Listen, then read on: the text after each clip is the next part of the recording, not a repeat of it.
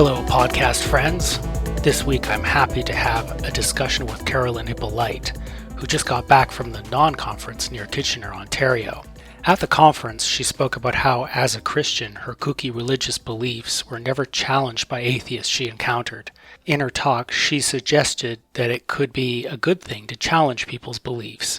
At the very least, this will get them thinking outside of their mold.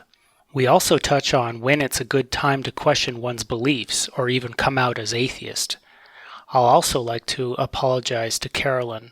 My intro and outro skills still need quite a bit of improvement.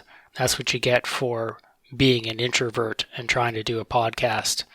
Speaking of which, I'd also like to apologize for mispronouncing Carolyn's name on the outro. It's Hyppolite, not Hyppolite.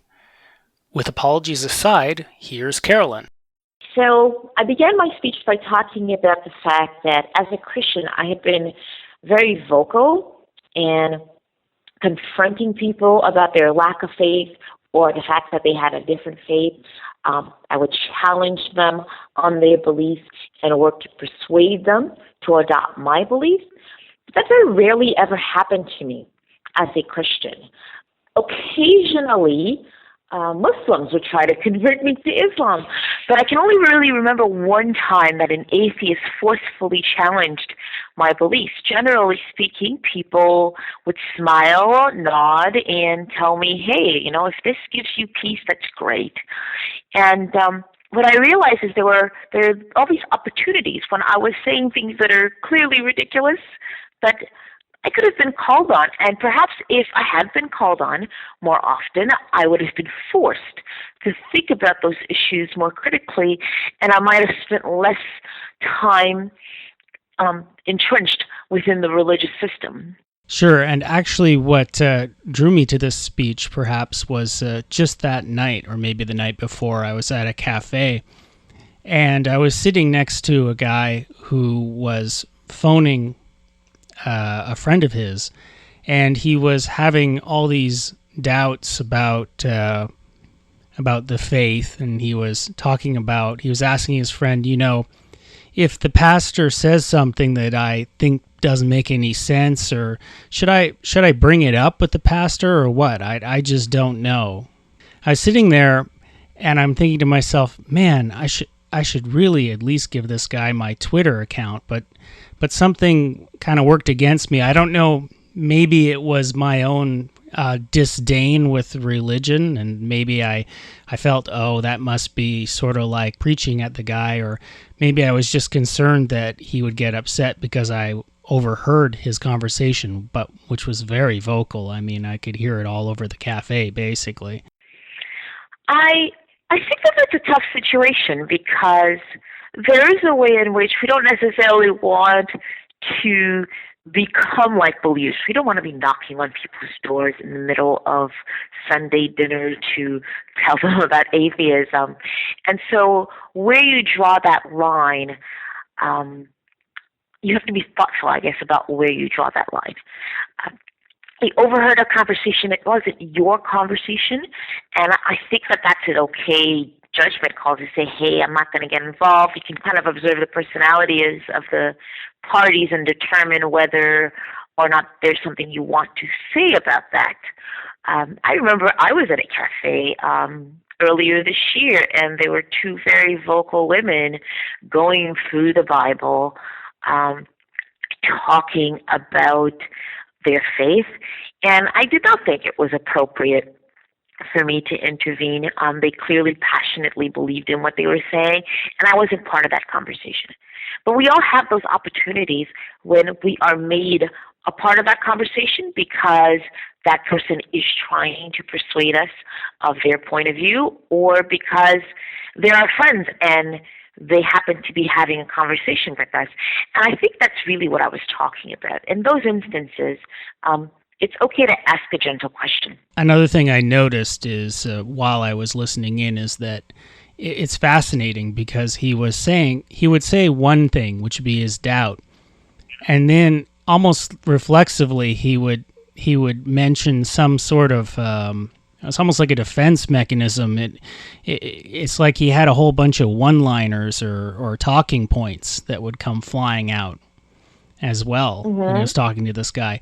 And that might also be one of the things that kind of turns me off when I meet someone like that, is that a lot of them seem to have a lot of prepackaged or canned question responses, and it affects the authenticity of the conversation. You know, when they're throwing some zinger at me, or they ask me a question where they expect me to answer the question a certain way so they can move on to the next part of their proof, for instance.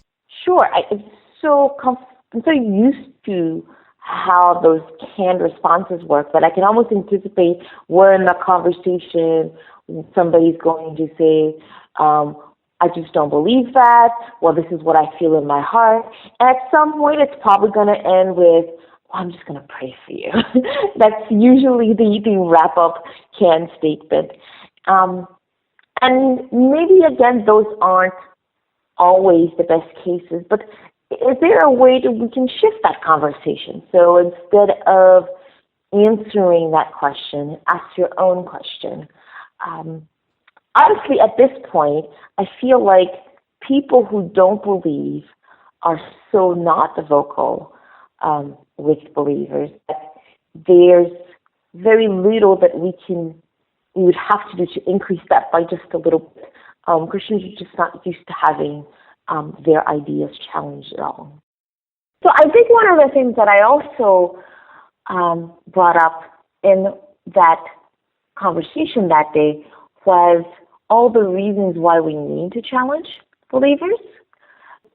Christians have a belief that religious belief is necessary for morality, not just salvation, for morality, and that society is better off in the absence, in the presence of religion as opposed to in the absence of religion. And that's just not true. And what I tried to do was point out not all of the ways, but just some of the ways that we're actually worse off. And even the people who believe themselves are worse off. And so let us just first challenge those ideas. So when Christians, for example, opine about how religious belief is necessary for morality, let's bring some facts to their attention. For example, to whatever extent that having been incarcerated is a measure of somebody's ethical values or moral righteousness, it turns out that atheists are far less likely to be incarcerated. Or we can compare societies and notice that societies that are less religious happen to be less violent. So you are far more likely to be the victim of violent crime in the United States than you are in Sweden, or even right here in Canada. I read your paper there, and I also heard that even things like teenage pregnancy, all kinds of other evils of this world, have you say, that seem to have a correlation with religious belief in the region, at least. Oh, sure, absolutely. And so, in the United States, there are regions, mostly in the South, where the Christian church is very strong, and the only kind of quote-unquote education that can happen in the areas of human sexuality is abstinence education. And what we find is high rates of teenage pregnancies in those areas, simply because students are not being given, young people are not being given the information that they need to make wise decisions about their sexuality. And one of the things that I personally experience within myself and in other people is when your human nature finds it difficult to live a life of premarital celibacy, you find yourself in this position where you engage in self-deception about what is going to happen. And so if you go to the drugstore and pick up a condom, or if you should make an appointment with your gynecologist to get on birth control, that would be tantamount to planning to sin. And that would be worse than accidentally falling into sin. So better to show up to this romantic occasion unprepared, and then when things happen, say, oh, I fell into sin. It just kind of happened. But that also means that now you're at greater risk for sexually transmitted diseases, pregnancy, etc. And so the attempt to govern human sexuality in a way that's unrealistic creates serious financial and health consequences for the young people who are getting pregnant or who are contracting STDs. But it's also quite psychologically stressful for the people who are experiencing the unnecessary guilt that comes with exploring their sexuality within an environment where they're not allowed to do that. Yeah, actually, it might also be similar to like where I grew up in Regina, Saskatchewan. The drinking age is quite a lot higher, and a lot of people don't have access to alcohol, for instance, at an earlier age. While here in Quebec, maybe it's the French culture, I'm not sure what, but people, have a sip of wine here and there. And so, I mean, the forbidden, it's almost as if, if you're so repressed, when you break out, you break out in kind of like an uncontrolled, unrestrained manner. So if you're so repressed, you're so guilted out about sex, finally when you do end up having sex, you're not at all in a rational place at that time. Absolutely. Absolutely. And so what can actually be a very wonderful part of your adulthood becomes something that is, what's the word I'm looking for? Something that is worsened by guilt and shame. And so you're not really fully able to enjoy those experiences. And I think what I really wanted to stress in the conference were the little ways that religion robs us of time, money, energy, and peace of mind.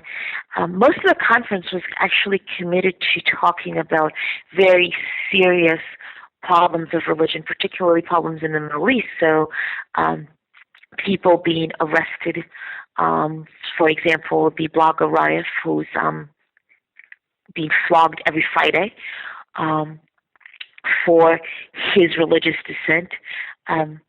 People who have to hide their atheism. Oh, there's actually a really beautiful picture shown at the conference. This was somebody at Mecca itself.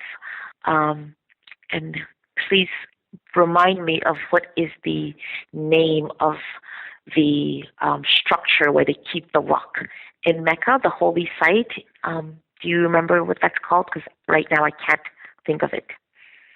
I can't think of it either, but it's at the Hajj. It's at the Hajj. I hope my listeners know what we're talking. I think it's called the Hajj. I think you're right. I think the place is called the Hajj. I can't remember what the thing is called, but it's the large black cube that contains the stone. Exactly, the stone. And so what you have is somebody standing in the area somewhere. Whoever he or she is seems to be at a raised platform because she takes a picture from above, but you can see, like, not too far away is the Hajj, and on it there's a sheet of paper that says Atheist Republic, and she sent that picture to the Atheist Republic, and they published it. The Atheist Republic allows you to just send pictures with the word Atheist Republic in whatever way that is meaningful to you, and then they will post it online. And so here's this person there taking a pilgrimage, probably because they have to, and they take this picture. And how incredibly brave and scary was that for this person who could have been seen and could be murdered for what they were doing. And so a lot of the conference was focused on it's important for us to speak about blasphemy laws. It's important for us to intervene because lives are at stake. people are being persecuted. But what I really wanted to focus on, which I think is actually also important, is all the little ways people who live in freer countries are also being persecuted. Probably that's the wrong word, but harmed by religion because of the sort of psychological damage or the economic toll that it might take on their lives. Oh, for instance, I could probably take some of your advice for um, my own brother-in-law, who actually it's actually the husband of my cousin-in-law, if that makes any sense. So this would be on my wife's family. He's actually a young pastor, and currently I don't think he knows how active I am in the atheist community, or that I'm even, in fact, an atheist, although he might have some suspicions. And I haven't brought the whole thing up with him at all. And every once in a while, he asks me for advice on how to fundraise for his church, which is a very interesting position to be in. But, these considerations, even the considerations about my work, I don't really know for sure how much a lot of people there know about this podcast or my blog, to be honest. And so these ideas, Christians don't have this issue, I mean, if you're a Christian, you don't have to worry. It's like you go to church, okay, this one's a bit kooky, bit of a Jesus freak or whatever, but other than that, I don't think there's much issue. Well, I think we do live in the situation that we live in, and we have to be careful. I used to have a picture of Jesus on my cubicle a couple of years ago when I was a believer. I was quite vocal, and everybody knew where I stood. And I remember asking for Good Friday off, and my bosses, or at least my immediate supervisor, it was the supervisor who was in charge of working out vacation, saying that she would get back to me, that she would try, but that other people might ask for that day off, and they base it on a variety of factors, from seniority to how many days you have and what their needs are. And so she would get back to me, and I just looked at her like, I'm not coming to work on Good Friday. Like, you need to make this happen. Now, I think she ended up giving it to me because she could. It was a slow business day for us, for the business that day. And so she was in a position to give me that time off anyway. But I was fully prepared to defy orders and not show up to work. And I made that known, which shows how confident and powerful I felt. But also just knowing the fact that I could always claim that religious persecution card, play that religious persecution card. Now as an atheist, I don't do things like that. And while I have a book out and I have blog posts, I have pictures online, and all of this is public, because if somebody were to Google me, they would absolutely know about it. It is not something that I discuss with my boss, who is a devout Christian. At some point, he kept assuming that I did go to church, because earlier in our work relationship, he got the impression that I knew a lot about the Bible, and that at least at some point I had an active church life. And so I didn't want to have a dishonest conversation, and at that moment I felt it was appropriate to say, hey, don't go to church. I haven't gone to church in over a year. This was a little while back. But to this day, he will ask me Bible questions. Like last week, he said, where in the Bible does it say X, Y, Z? And I was like, oh, it's in James. And I found it for him. And because he simply knows that I happen to have, I was quite a Bible thumper, and I know a great deal about it. And he knows that that's not something that I'm as committed to as I was previously, but he doesn't know the extent of that, and that's simply because I could lose a job if, he ever were to Google me. Now, I'm not saying that he would, and I might be misjudging him. It might be that if he discovered that I was a Christian, he would not fire me. I mean, that I wasn't a Christian, he would not fire me. It's just not a risk that I necessarily want to take in this area. And I'm not the only person. Somebody else who spoke at the conference says that, the email he uses for his atheist stuff and his blog name is also is a pseudonym because he doesn't necessarily want clients who might Google him to see that and be offended by it. And so we're still in this position that we have to be careful about what we admit, and I advise caution, but I also think when there are opportunities to be less careful and to be more vocal, we should take those opportunities. So when a Jehovah's Witness comes to my door or stops me on the street, I take those opportunities to school them because I know they don't know their Bible. I know that they know very little about what they're actually saying, and I know that I have the information to challenge them. And so I'm going to do that. And as we take steps in those areas where we're capable of, we're going to open up opportunities. We're going to make it more common that Christians are being challenged and people are being forced to think critically about what they're saying and what they're asking us to believe and to do. And eventually, maybe we'll be able to come out at our jobs and not fear that we're going to be fired. Yeah, exactly. And I could tell just by listening to this guy sitting next to me that the whole idea of atheism, I could almost tell that it seemed foreign to him. I think that even if you just say, "Oh, God," I don't really believe in God. If you say that, it can blow some of these people's minds because they don't have access. They've never met these people, or they have met these people. They probably know many people like this, probably in their own family, but this never comes up. Oh, right, absolutely.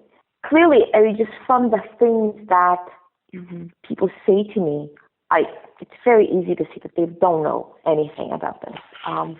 So how many times have you or I, or, most atheists can recount a time when somebody says, okay, so you don't believe in God, what are you, a devil worshiper? And I like to say, I wish I could take credit for coming up with this, but I read it on Twitter and I like to use it. I don't keep imaginary enemies any more than I keep imaginary friends. But that's not being asked facetiously. The people who are saying, are you a devil worshiper, see that that's a serious question. And they are trying to grapple with, if you don't believe in God, does that mean you believe in the devil? And it's that level of ignorance about what non-belief means, or what the word atheist means, that we have to grapple with. And that's simply because people are not used to being challenged. They're not used to hearing that there are other people in the world who don't believe like you do, and here's what they think. And so they can ask a completely ignorant question like, are you a devil worshiper?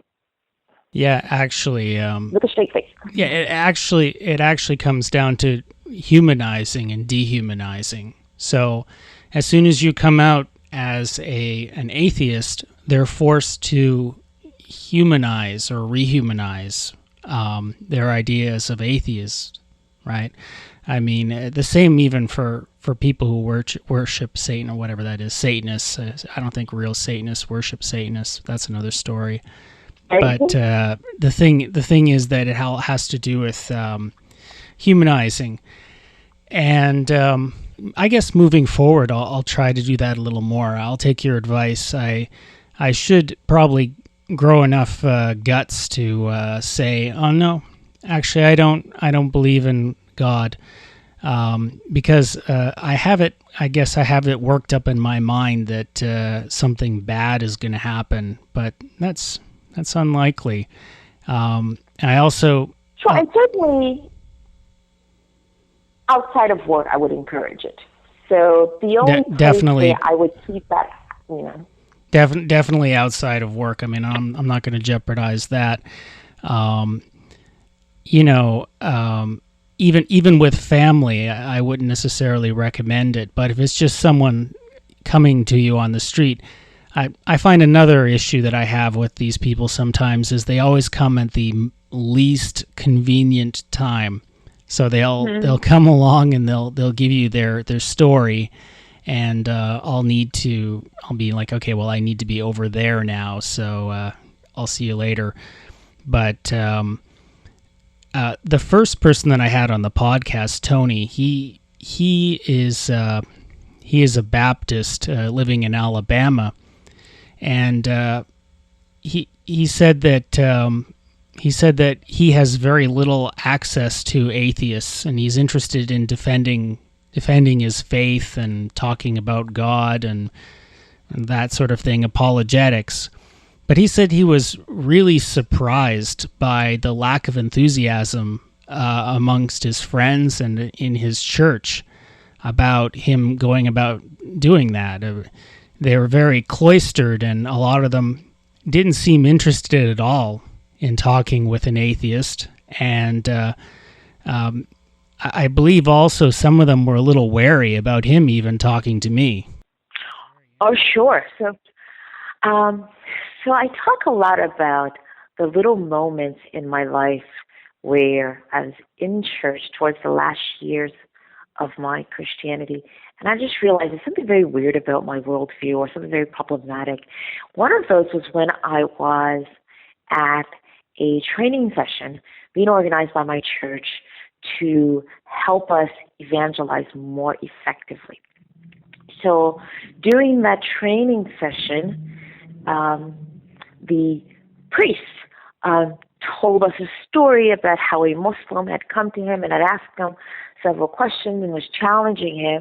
And he said, at some point I just ended the conversation. I said, what, are you trying to convert me? And everybody in the room, this was probably a crowd of like 30, 40 people. And I just thought to myself, wait a minute, we're laughing because somebody was having a conversation with you where they were attempting to convert you, while we're sitting in this room strategizing on how we can convert other people. Like, what is it that makes us think that we're exempt from being challenged, or that we have a right to go out there, which is literally what we're going to do, go out in the street, talk to people about our faith, while simultaneously insisting that they have no such right. In that same session, we were cautioned. So before you go out there, be careful. If you don't know what to say, if you're not prepared, because you know what? Somebody might challenge you and you might lose your faith, which sitting there like you might change your mind. Somebody might say something like, why? And I really think my problem as a Christian, like the reason I'm not a Christian is I believe so seriously that it just never occurred to me that I needed to be afraid of the truth.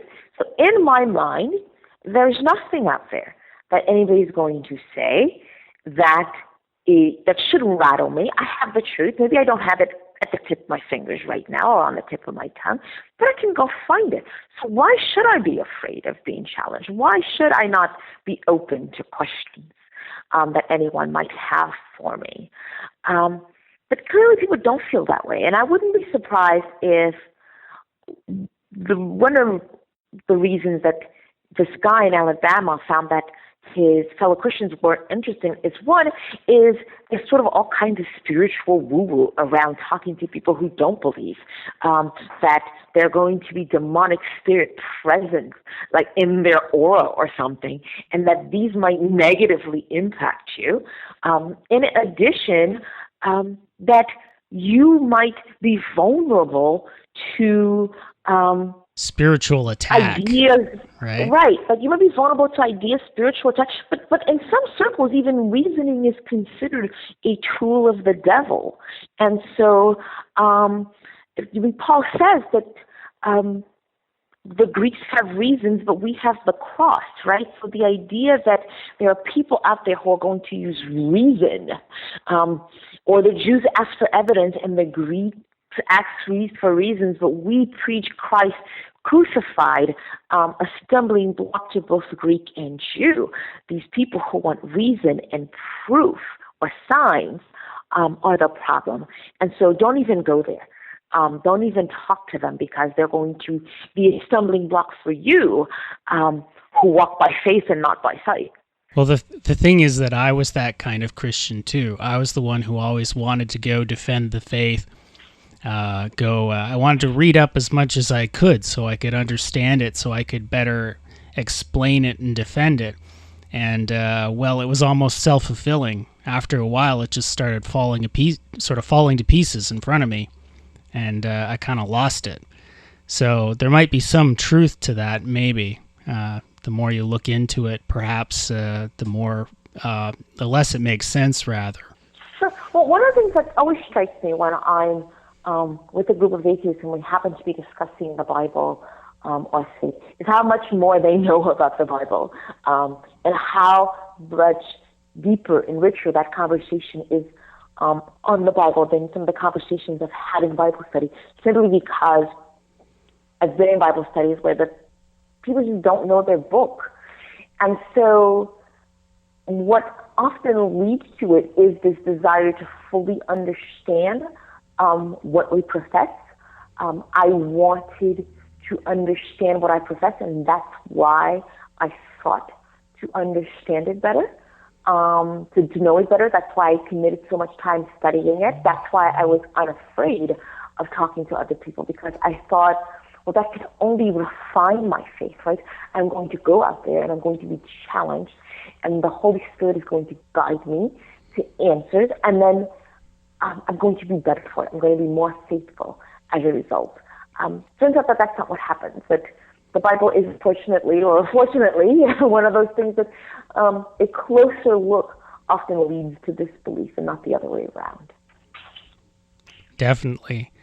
Yeah, well, here's hoping that more atheists bring it up in a non in-your-face kind of way, non-obnoxious way. Because if you bring it up in an obnoxious way, I think that you're just going to reinforce these things on the other side.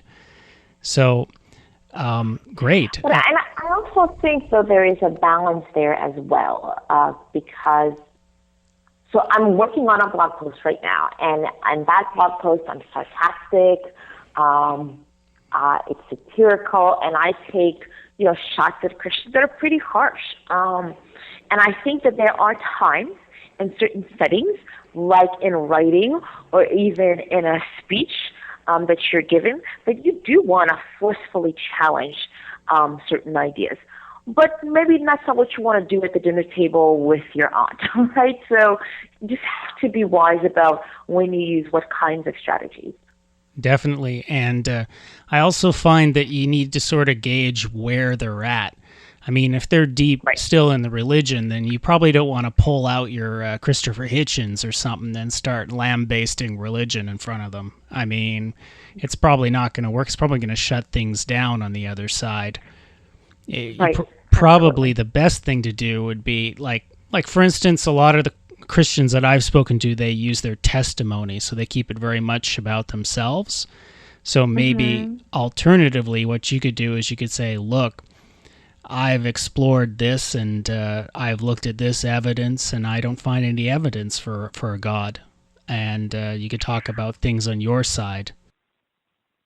Sure. Or, I actually like to use the testimonies of people from other religions. So a story that I have used in the past is, well, that's interesting, but there was that one time that I met the Muslim woman, and she explained how she prays to Allah for a family member who was ill, and that Allah cured that family member, and how she knows that the Quran is true because when she reads the words, how it speaks to her heart.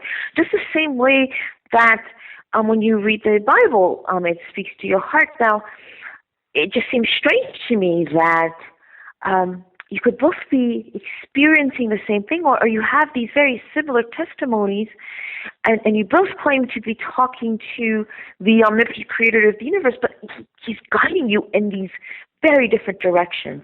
How do you think that came about? Like, what are your thoughts about that? And generally, you're not going to get a good answer to that question. You're probably going to get an I don't know or some kind of avoidance, but that's okay.